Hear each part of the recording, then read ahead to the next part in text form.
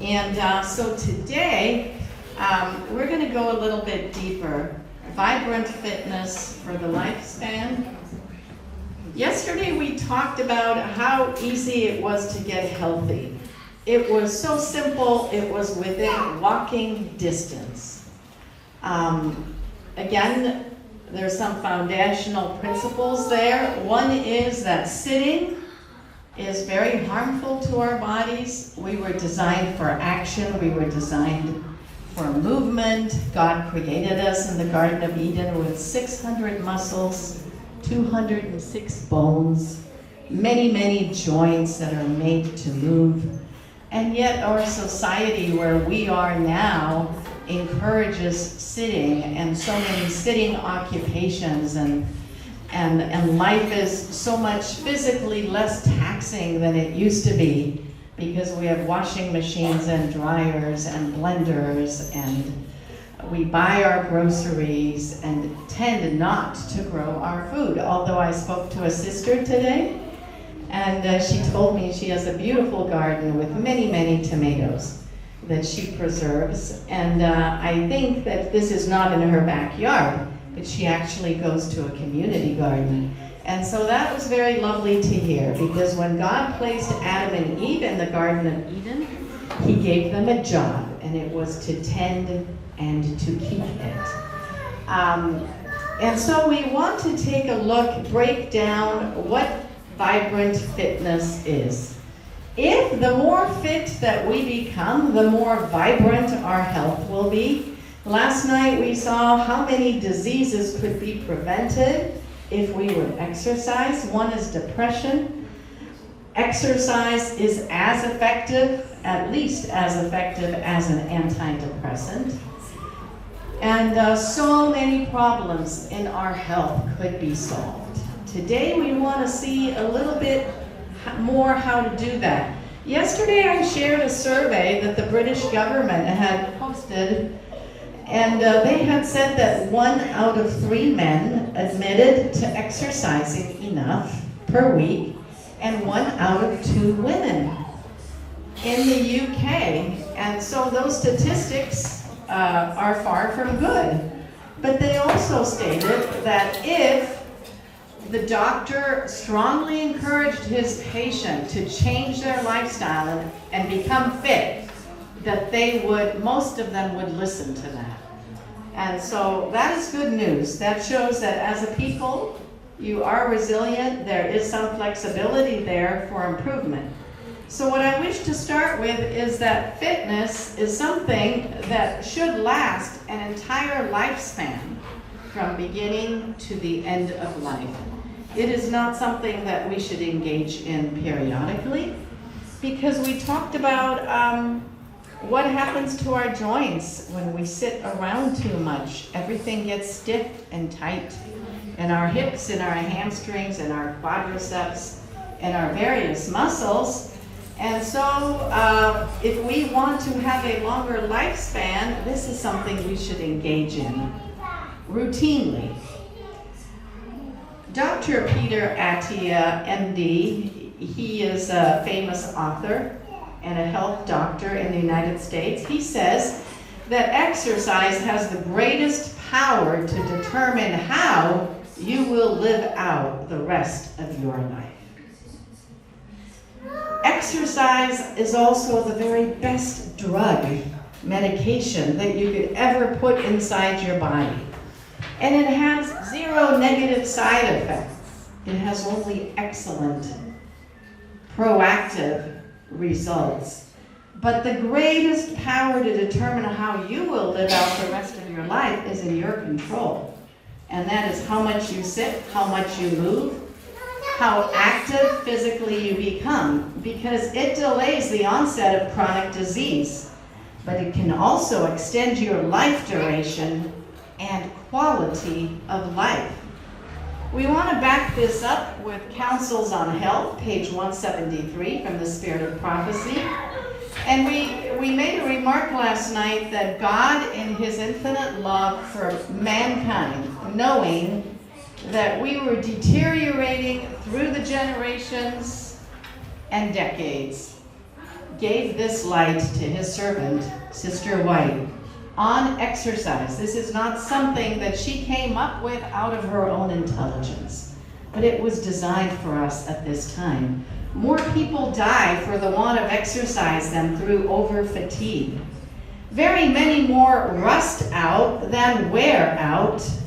Those who accustom themselves to proper exercise in the open air will generally have a good and vigorous circulation.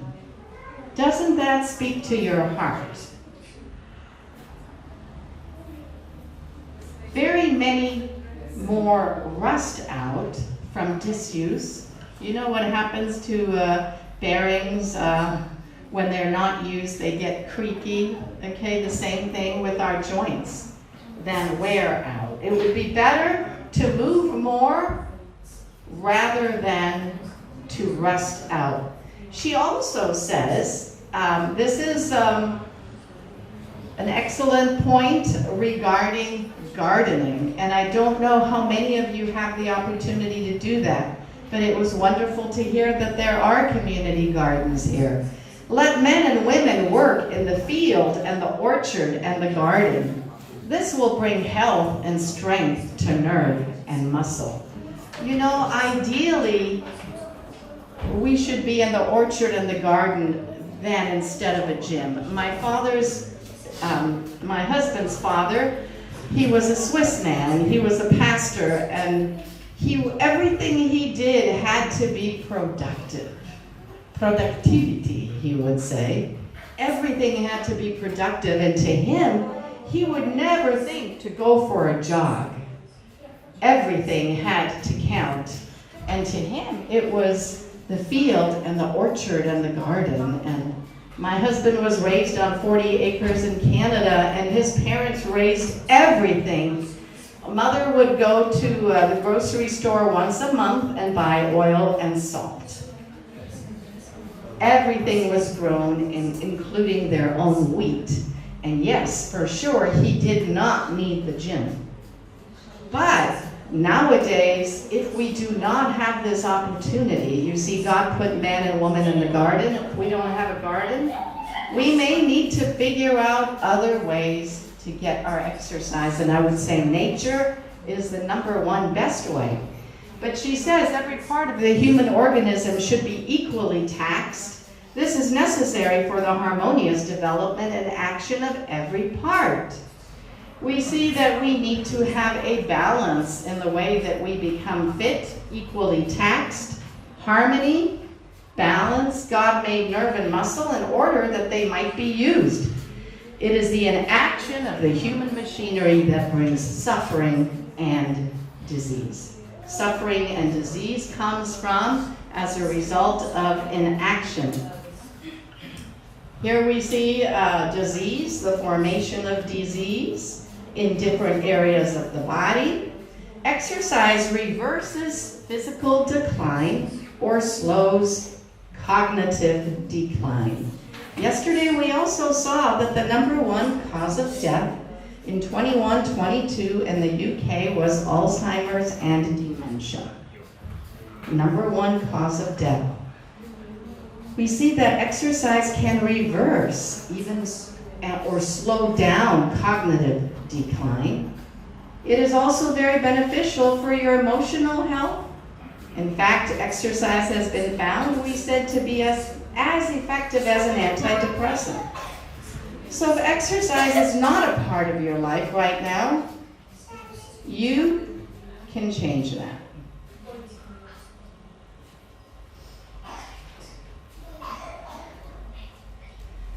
Going from 0 to 90 minutes of exercise per week has been shown to reduce death by 14%. Is that great? 14% decline in death if you exercise from 0 and now over time you build up to 90 minutes a day. We are going to do one more slide here. Is there something that is actually biochemically occurs when you exercise? And the answer is yes. Exercise acts like a drug, but without any of the side effects. I don't know if you ever watch advertising on a show or something, and they talk about a medication for whatever, colitis, let's say, and then they tell you all the good things, but then they tell you all the horrible things, and one of them could be suicide, let's say. It's like, why would I ever take that when the side effects are worse than the cure it's trying to create? Exercise is not like that. It prompts the body to produce its own drug-like chemicals, known as cytokines, and these send signals to other parts of our body to strengthen our immune system, to stimulate our muscles, and to give us stronger bones. We want to talk about the process of aging. I see beautiful little children here, from small ones, and I don't see too many senior citizens here. And that's surprising to me. But there's a process of life. When our little babies eventually get their balance, they go from crawling and eventually are able to stand and have enough balance to walk. You see that little one right here. Sometimes they use these fun little cute walkers. And then on this end of the span of life, you see people with walkers and maybe with wheelchairs. And that is the progression of life. From the moment we are born, we slowly start to die. That is just the evolvement of life, the dying cells. A lot of things happen right along here. One is our physical activity capacity erodes. Our cardiorespiratory fitness declines. We talked about yesterday how the problem with being sedentary and just sitting around or lying a large part of the day is that your resting heart rate stays at a certain level of maybe 75, 82 beats a minute, and it's there all the time. And you're never exerting your heart and lungs to huff and puff and breathe heavy, okay? And that is bad for us. That is negative. And so the heart and lung muscles get a lot weaker. Our respiratory system starts to fail. We lose strength and muscle mass with every passing decade of life. Every 10 years, there's a decline as we go through this, starting as early as 40. Our bones grow weaker, our joints stiffen, and our balance fails, and then we end up falling, decline in health, and then death results. Based on research, both physical activity levels and muscle mass decline steeply. So listen to this. After about 65 years of life, that's between my age and my husband's age right now. So after 65 years of life, our muscle mass, the amount of our muscles that we have in our body steeply goes down, and much more steeply after 75 years of age. And by 80 years old, a person has lost 8 kilograms or 18 pounds of muscles. What do you say about that? And this is why people get weaker and break bones, fall, break bones, and end up very, very immobile because they've lost, after 80, 8 kilograms of muscles. And so muscles are very important. They help us to survive old age. Right over here, we look at accidental deaths in the United States. And of course, they occur in Britain and UK as well. Each year, over 300,000 older people, 65 and older, are hospitalized for hip fractures. Why did they have hip fractures? Typically because they fell sideways and they fractured their femur right here. And as a physical therapist, when I used to do home health, I went to many houses and saw women and men that had fallen with hip fractures. And it was just very, very sad. Sometimes they lay there for hours or days before somebody finds them, and sometimes they die, and other times they are rescued and have surgery. But overall, 586 patients of the 300,000 died within 30 days. So if you're over 65, fall, have a hip fracture, 586, or 5% of the people, will die in 30 days. 1,023 people, or 8.5%, died within 90 days of a hip fracture. And so the question is, can we prevent this?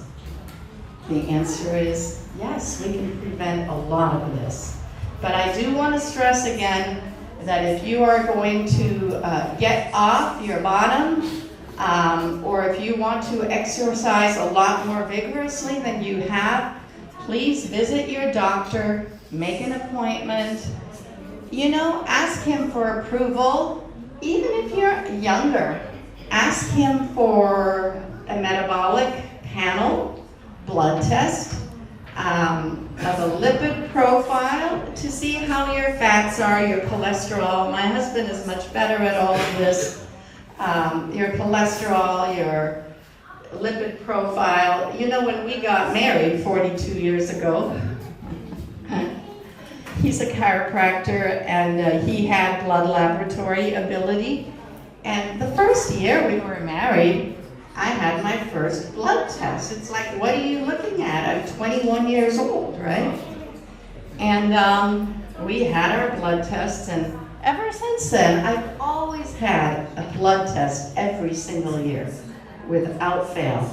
And it's something that we do to make sure we're in the best of health. So I would say, if you're not doing that, visit your doctor, say, hey, we want to get started. I want a blood test every year. And while you're at it, maybe could you check my heart, and they'll listen to your heart. And will you give me permission to get more fit? I want to be more healthy. If you're a little bit older, maybe, will you prescribe an EKG? It's done in 10 minutes. They put 12 electrodes on your heart. Maybe they will catch a rhythm that is off. And maybe that is going to help you get some treatment because you didn't know you had that, but you probably won't have that. But I want to encourage you, always go to your doctor first. At this time, we want more music.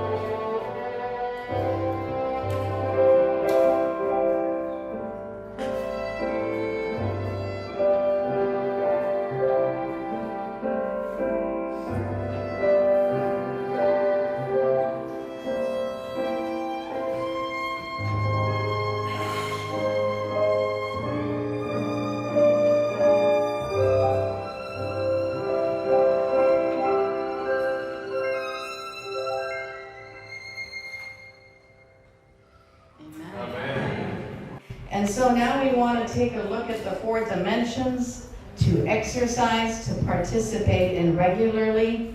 The first one is stretching sessions. How many of you stretch? Ah, good. I see 3 in the back there. 4, you do. What do you like about stretching, gentlemen? It's all gentlemen. Why do you like to stretch? I'm sorry? It relieves the stress from your tight muscles, right? Any other thoughts why you stretch? Mobility. Because you should stretch before you really work out and exercise, because if you have really tight muscles, you're going to get injured. And so stretching is important. And then secondly, aerobic endurance and efficiency. We'll talk about that. Strength training is number 3. And 4th is stability and balance exercises. And we will not tackle that today. That subject we don't have time for. I think that's a little bit more important for people probably over 50. But that is also important, but we will not discuss this dimension because we want to be stable on our feet to prevent falling. So stretching only once in a while is not enough, says Dr. Robicow.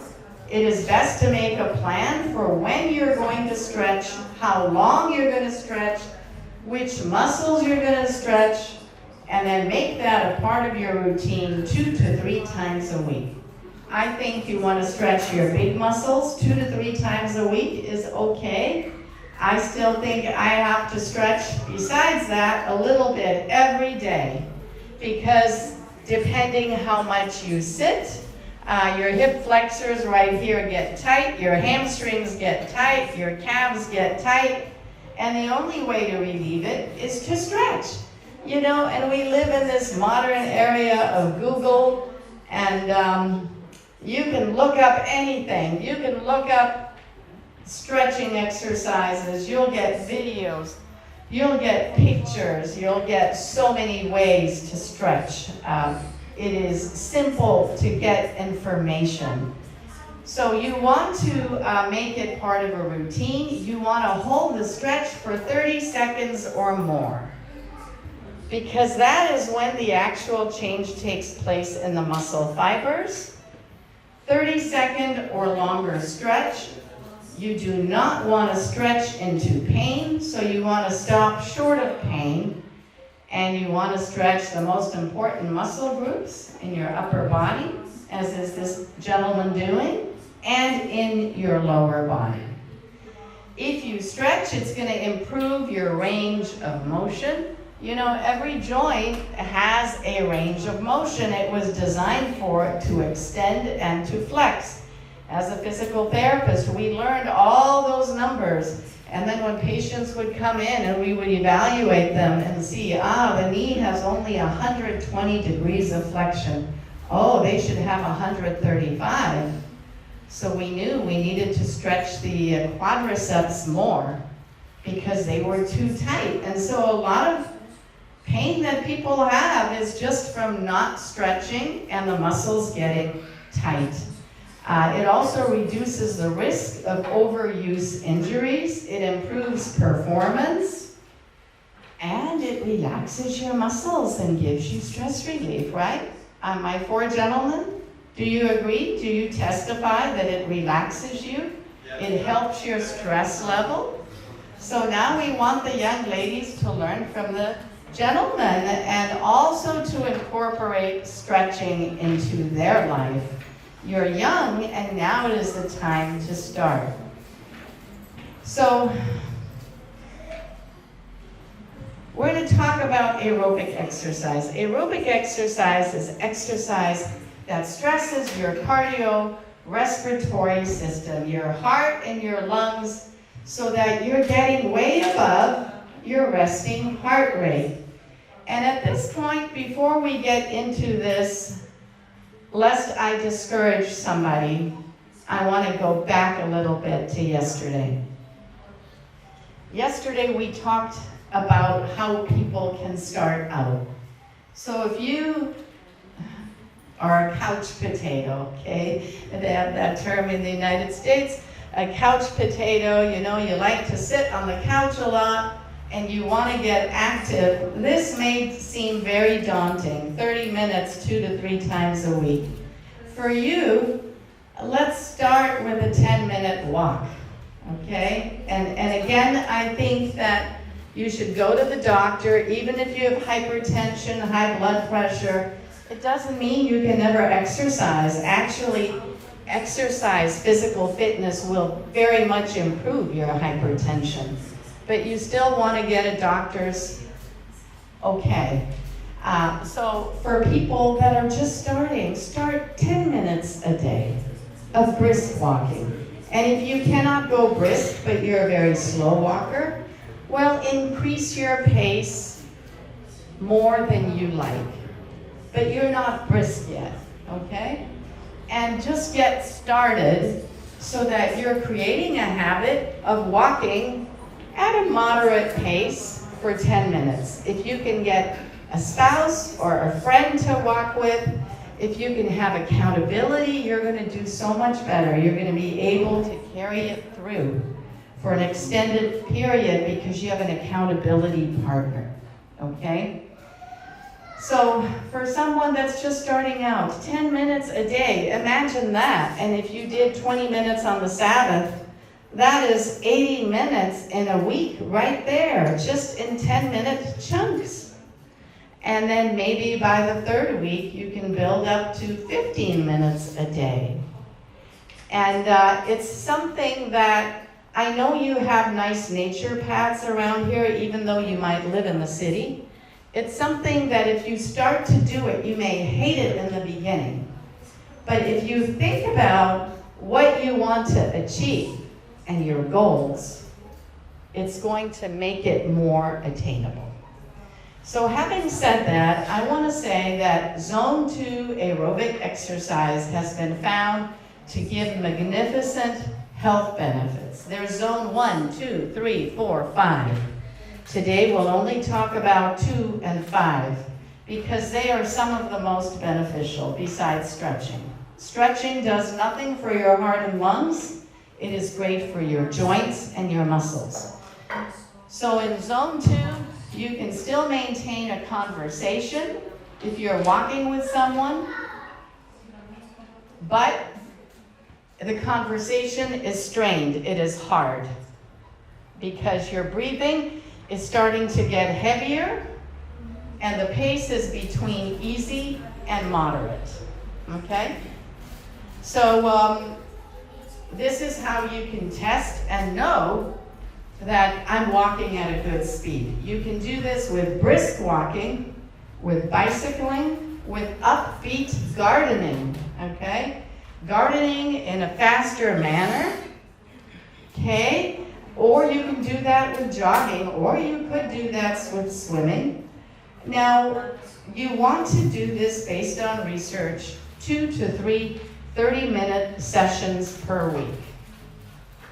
2 to 3 30-minute sessions per week. There is a calculation, and I recommend you write this down or just take a picture of this slide. The calculation is this. Okay, if you have a watch like I do, my kids bought me this Apple Watch. It's wonderful. It actually measures my heart rate even when I'm exercising. There are Garmin's and other watches, they're more expensive, that measure your heart rate. This is good to have because you don't have to stop and take your pulse. Oh, and you can't hear it, and you know, by then it's gone down, and then finally you get it. Okay, when you exercise, you go choose the exercise, you push the button, and it counts your heart rate for you, okay?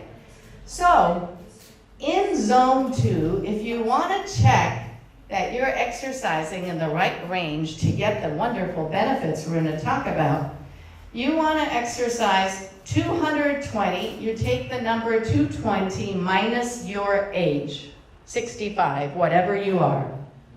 And then you get that number. Multiply that by 60%.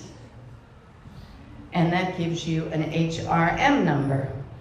That is the lower range of zone 2 training. Okay? For me, it is 94. 94 is nothing. 94 is nothing for me. Now, then you want to take 220 minus your age times 70% and write that number down. And when you do that, guess what? It's 110 beats for me a minute. So if I want to get the benefits of zone 2 aerobic exercise, I need to exercise 2 to 3 times a week, 30 minutes. And I need to do this between 94 and 110 beats a minute. Okay? You look at your heart. You look at your watch. When you're done with your half an hour, you turn off your exercise on your watch, and guess what? It'll tell you what your average heart rate was for that 30 minutes, for that workout. Do you have any questions on zone 2 aerobic exercise? How to find your target heart rate. You want to work between 60 and 70%. That's where you want to be in order to get benefits. What kind of benefits might you get with zone 2 training? Mitochondria. Okay, mitochondria. John, do you want to tell us what is mitochondria? Mitochondria are those little organelles within a cell that are responsible for metabolism. So they're the little factory inside your cell. Okay. So a little factory inside your cell responsible for your metabolism, for your energy, for the production of ATP. Mitochondria burns both sugar, which is glucose, and fat, and it is fundamental to our metabolic health. It also controls potential bad actors like oxidative stress and inflammation. You know, some people are more inflamed than others, and you know, turmeric is good for inflammation, they say. We just have a lot of inflammation. It can come from junk food, from a lot of packaged food, from eating the wrong foods, and inflammation drives disease. It's at the back of every single disease in the book due to inflammation. Well, if you train the way I just showed you, it's going to help your mitochondria to burn glucose and fat. And when we're not training like this, we cannot burn fat. Okay, we lose having that metabolic flexibility. And it controls oxidative stress. What is oxidative stress, John? Well, stress due to oxidation. Stress due to oxidation, due to poisons in our environment, smoking, everything that causes negative input to come into our bodies that wants to destroy it. So again, Dr. Peter Attia says, I'm convinced that it is impossible to be healthy without also having healthy mitochondria. If you train in zone 2, a minimum of 60 minutes a week, you're going to have the ability to have stronger mitochondria, and you're going to be able to generate ATP or energy in most of your cells. More benefits: it improves your aerobic capacity, the function of your heart and lungs, it supports weight management, it supports recovery, it can improve mental well-being, it improves insulin sensitivity, it's going to help prevent diabetes, and improve the efficiency of mitochondria that we just talked about. You know, we have an amazing university where we live, University of Colorado's Health Sciences, and there's a doctor there.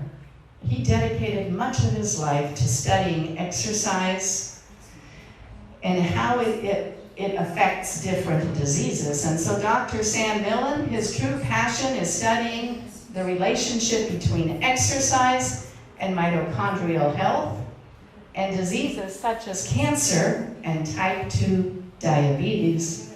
And based on his research, he says that Zone 2 training is the most important athlete exercise for athletes and non-athletes.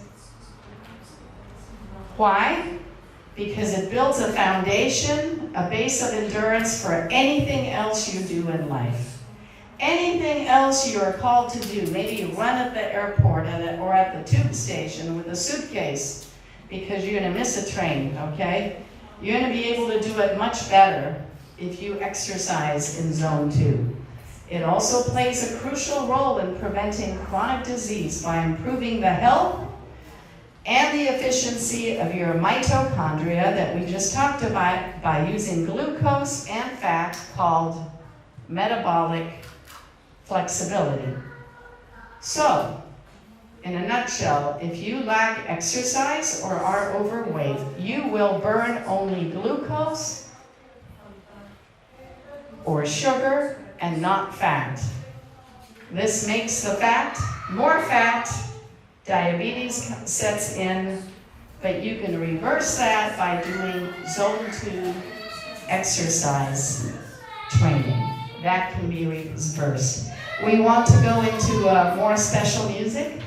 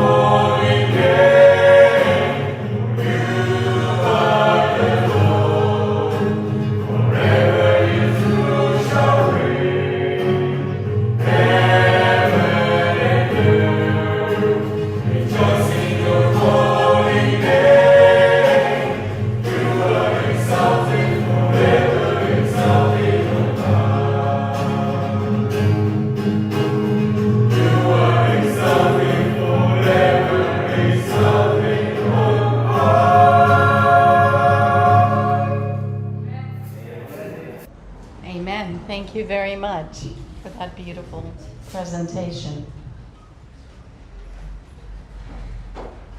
If you need to stand up and stretch your legs, feel free to do that anytime, okay? Anytime. We have to practice what we preach. It's good for you. We don't do that during the service, but you're very welcome. So we talked about Zone 2 training. We're getting through it. I know it's very hot, and I appreciate your patience. We're getting through it. We're about halfway done at least. But with Zone 2 training, we really help our mitochondria. But research has found that Zone 5 training much better utilizes your heart and your lungs, your cardiorespiratory fitness, so that you have a longer life longevity, so that you live longer. So extremely high aerobic fitness is associated with the greatest survival. And this is why Zone 2 training is not enough. You're not pushing yourself. I'm not pushing myself hard enough between 94 and 110. And I should start to include Zone 5 training if I want to be more comprehensive in my approach and get maximal benefit. So the way that Zone 5 training is tested, and none of you will probably do this, but it's called VO2 max treadmill test. A person goes to a lab, they pay a certain amount of money, they put a mask on their face, and they make them exercise at 90 to 100%. Remember, Zone 2 was 60 to 70%. This is 90 to 100% of their upper limit on a treadmill test. Now, the fitter a person is, the more oxygen they can use to make ATP, which is the powerhouse energy of the cell. It provides energy to drive and support many processes in living cells, such as muscle contraction, nerve impulse propagation, and chemical synthesis. So there was a 2018 study in JAMA Medical Association Journal that followed 120,000 people, and they found that people with the highest capacity cardiorespiratory, the higher their VO2 max was on a treadmill test, they had lower death rates. And the fittest people had the lowest death rates. The fittest people. So based on this, it is now recommended that we should train Zone 5.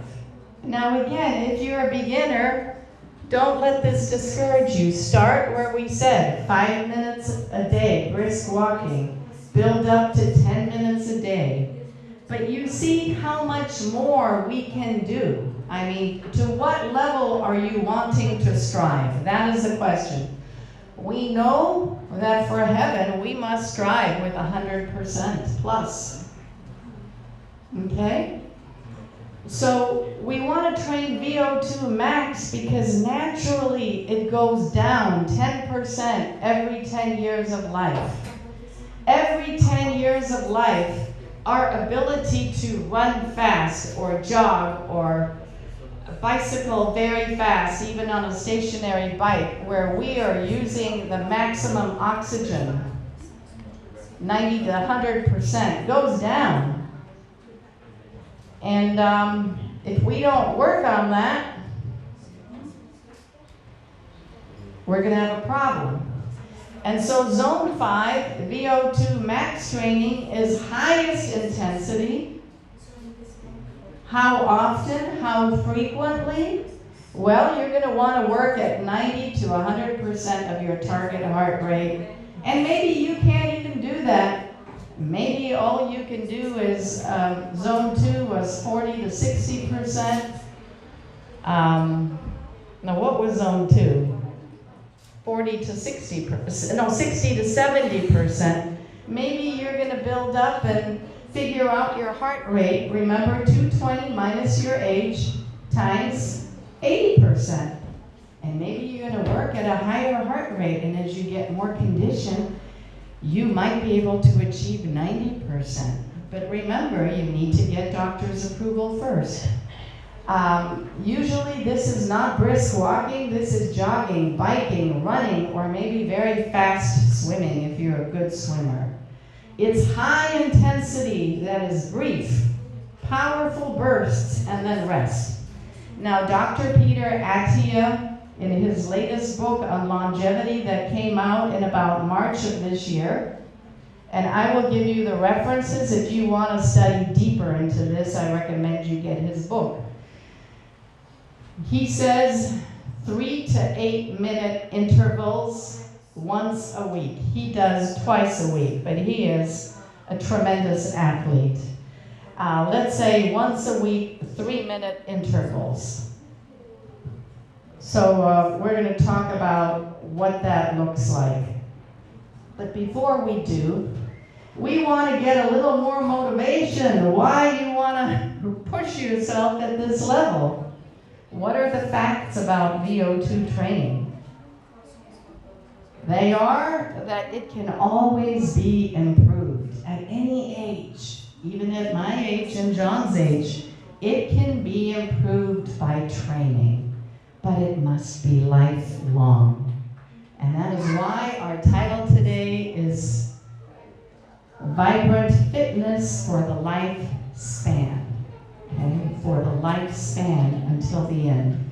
Research shows that elderly people who improved their VO2 max by 6 ml per neon, or about 20%, it was equivalent to subtracting 12 years of age from their current age. So if I am 63, that would make me 51. If I could improve my VO2 max by 25%, or imagine improving it by 50% would be equivalent to subtracting 25 years from their biological age, from their actual age. That is motivation to do VO2 training, which is the level 5 training. So, what I want to say before we go over this, that though it says 3 minutes, so basically the way you would do it is 3 to 8 minutes.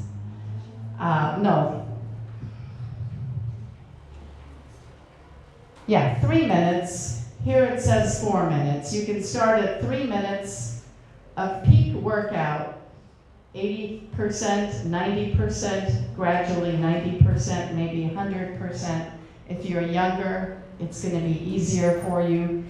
And whatever you choose, jogging, for example, you're working out at that heart rate. Okay, you're measuring it for 3 minutes, let's say. And then it's a burst. You stop and you walk for 3 minutes and you completely recover. And then you do a burst again of 3 minutes at that 80 to 100% range. And you do your jogging or fast biking for 3 minutes. And then you do a 3 minutes of total cool down where your heart rate totally comes down. You're not standing, you're moving, but just very leisurely walk. And then you do another 3 minutes. A fast exertion, peak effort.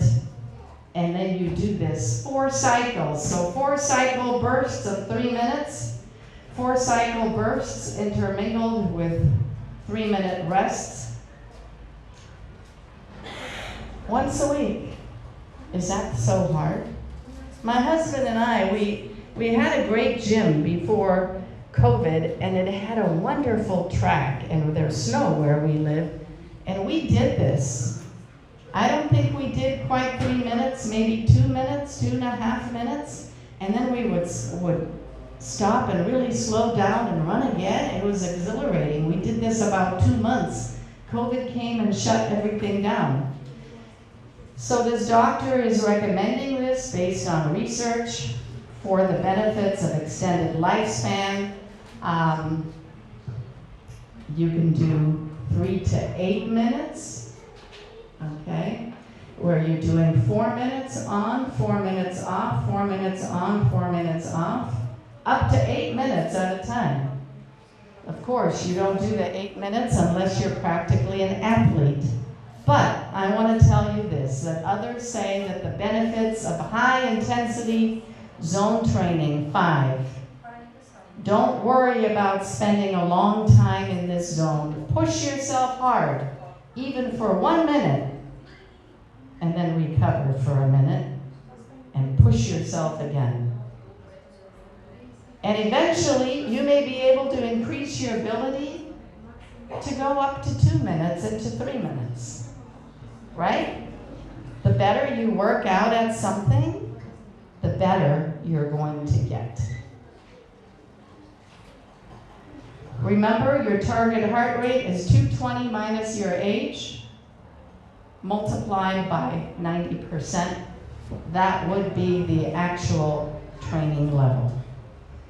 So, this is what we just talked about. It's on the board.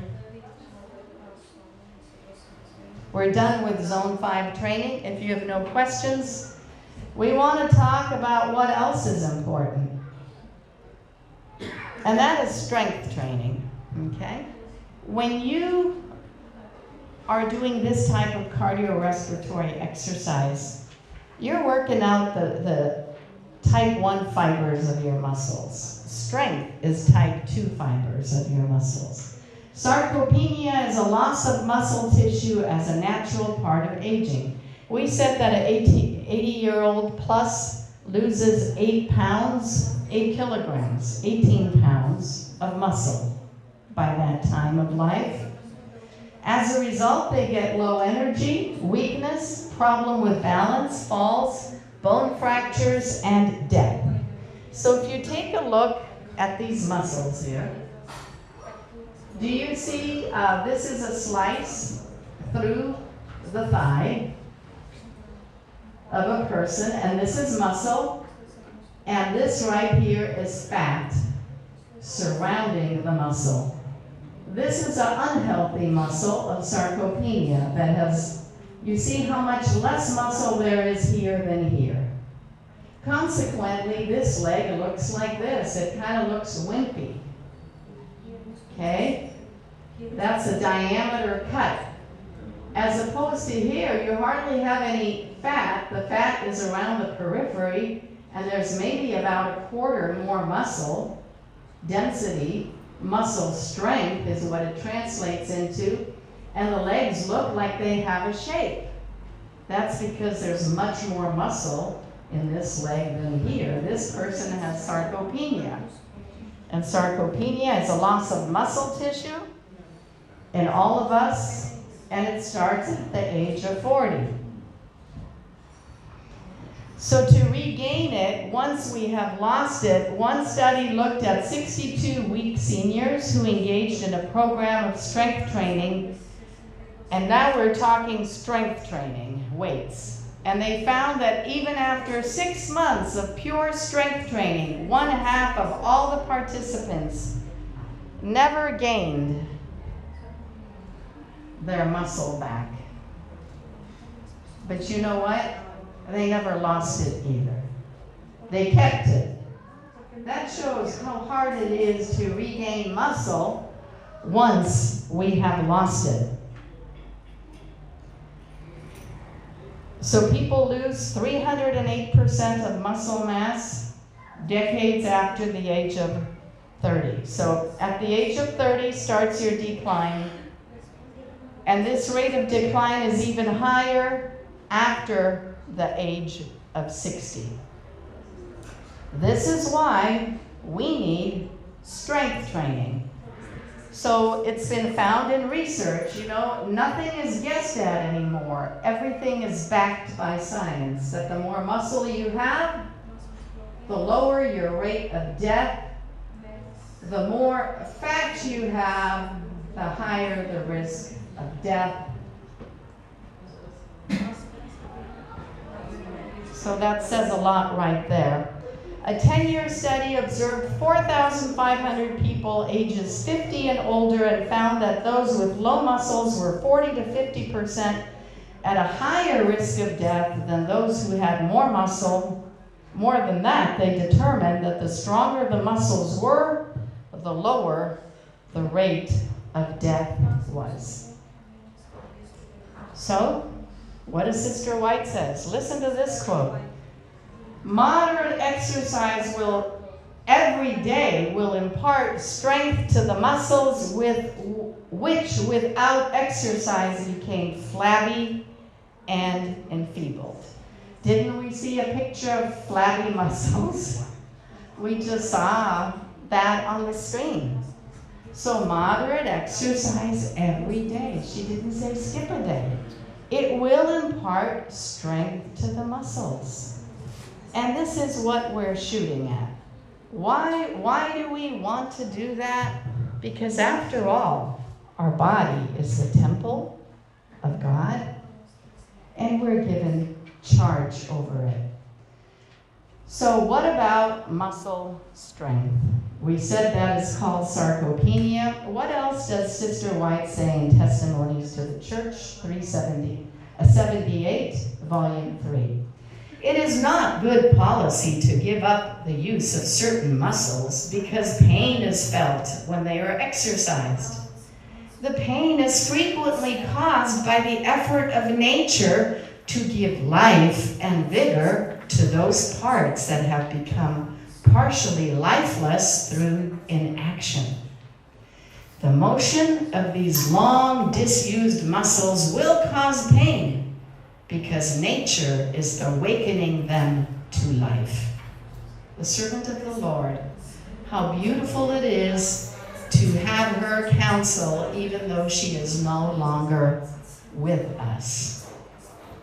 And so we have substantiation also to build strength because we don't want flabby muscles.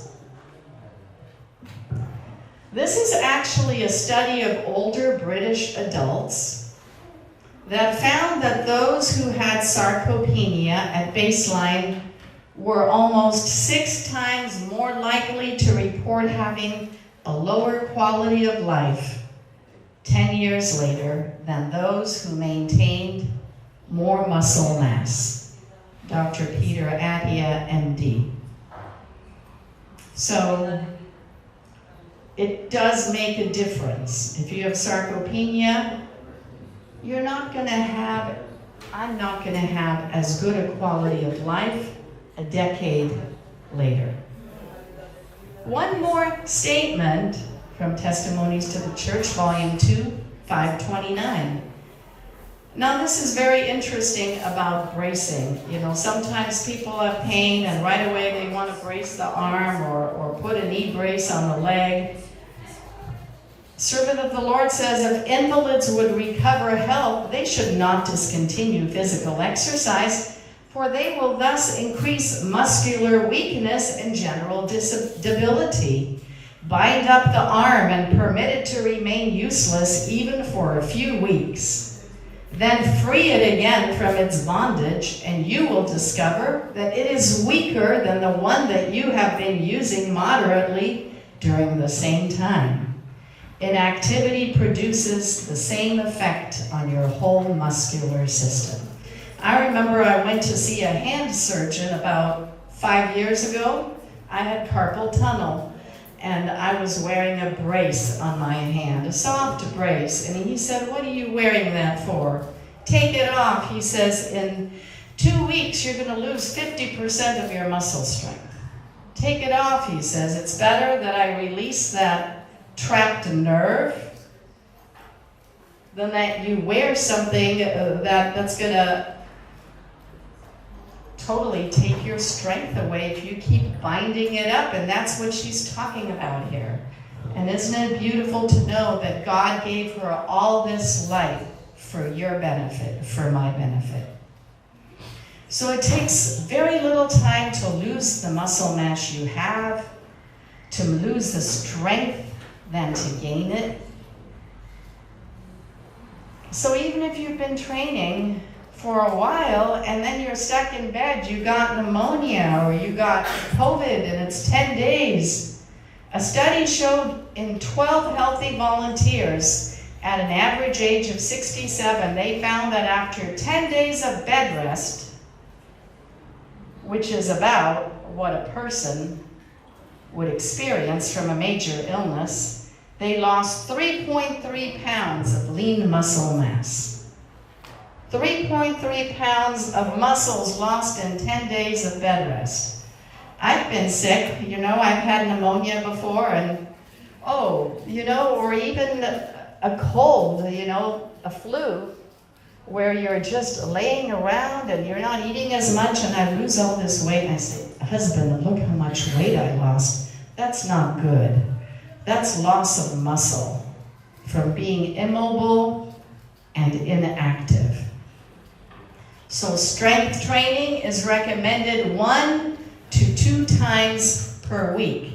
You have to use weights, only 5 to 8 repetitions per exercise. But you want to work at your maximum capacity where you are not hurting yourself. You're not feeling pain at the time. You want to exercise your upper arms, your abdominals, your leg muscles. Only 1 set of 5 to 8 repetitions. Isn't that wonderful? Have you heard you got to go to the gym and do 3 sets of 10, 3 sets of 15? That's old, okay? This is research-based.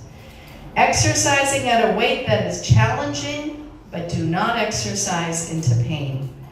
Unfortunately, I'm not sure how to do this except a gym. Our son, he has his weight racks and he does everything at home because he has no time to go to the gym. Don't really attempt this by yourself. You would need to learn how to use all the equipment safely. You have so many young people among you, some of these young brothers back there that like to stretch, maybe they can help you. Maybe you can bless one another in this process to get you started, but even 1 time a week, 5 to 8 repetitions, all major muscles, you're done in a half hour, easy. 20 minutes, 30 minutes. It's gonna make a big, big difference. Also, if you don't feel discomfort at the time, but the next day you do, that means you pushed it too hard with that weight. Go down until you feel no pain. So the purpose of muscle strength training is to train the fast twitch type 2 muscle fibers. So daily life and zone 2 training, the first one I taught you about, may be good enough to prevent atrophy of type 1 fibers, but type 2, unless you have significant resistance, is going to wither away. And so fast twitch muscle fibers contract faster with more force and are better suited for anaerobic conditions and for short periods. And that is why you need to do this only 5 to 8 repetitions. So if you do this 1 to 2 a week, strength training, you're going to build and increase fast twitch type 2 muscle fibers. It will stimulate bone growth. Did you hear that? Something very bad happens, especially in women as we age after menopause, and that is osteoporosis, right? And osteopenia is right before osteoporosis. By the time you have osteoporosis, your bones look like a sponge. Okay? They've lost their bone density. And heavy loading, even once a week, of your muscles is going to stimulate bone growth. It's going to stimulate estrogen hormone that tells the bone to create a dense bone structure. And we as women have no estrogen after menopause. And this is really, really going to help us not to have osteoporosis. And I know so many women in our church, in our movement, have osteoporosis, a lot of times because they're missing calcium, they're not fit enough. I know my mother had osteoporosis, and what happens with osteoporosis, if you have bones that are like a sponge and are not dense, you fall and it's over. You have a fracture right there, and you learned about fractures earlier today and yesterday. And so heavy loading of a muscle by weightlifting, weight training prevents osteoporosis, prevents breakdown of the bone, and prevents fractures, especially in the elderly. So final review, you've made it to the end. Stretching session, aerobic endurance in zone 2, 2 to 3 times a week, 30-minute sessions. Once to twice a week, VO2 max. You even start at 30-second bursts. Strength training 1 to 2 times a week. Stability and balance exercises, especially for the older people. In America, as part of our Medicare, and I'm speaking to you because you all have parents if you're not that age. They have wonderful balance classes that you can take on the internet as part of your insurance that are free, where you may have 10-15 minutes of balance exercises where you're balancing on one foot and jumping around on one foot and see how long you can stand. And this type of exercise would be good to meet the needs of number 4, stability balance exercises. So in conclusion, Councils of Health 174, the more nearly we come into harmony with God's original plan, the more favorable will be our position for the recovery and the preservation of health. So if you're alive right now, if you're here and you have a heart beating, most of us are not at the level that we talked about. But as long as there is life, there is hope, we have the ability to change, to transform by the renewing of our mind, by the renewing of our muscles, our flexibility, and place ourselves in a favorable position so that we may preserve our health, that we might be a testimony to God in this world, that we might have better energy, that we might fulfill the plan that He has for us as a people and as individuals. And finally, 1 Corinthians 16, 19, and 20, don't you realize that your body is the temple of the Holy Spirit, who lives in you and was given to you by God? You do not belong to yourself, for God bought you with a high price, so you must honor Him in your body. Our body is compared to that beautiful sacred temple, and we are challenged to keep it in the best working order. What a privilege, but what a responsibility. Will you do your part and keep your body healthy with all these elements: good nutrition, rest, exercise, walking and talking with God as your best friend every day? Make the choice today to be the healthiest version of yourself, that you might serve God and humanity with a strong body and a sharp mind. In conclusion, this is the book Outlive, The Science and Art of Longevity. You can buy it on Amazon. Chapters 10 to 13 get into a lot more detail than I presented to you. And this is my name and my email should you need to contact me. I hope that this has not been overwhelming, but perhaps a stepping stone into new beginnings. Thank you so much.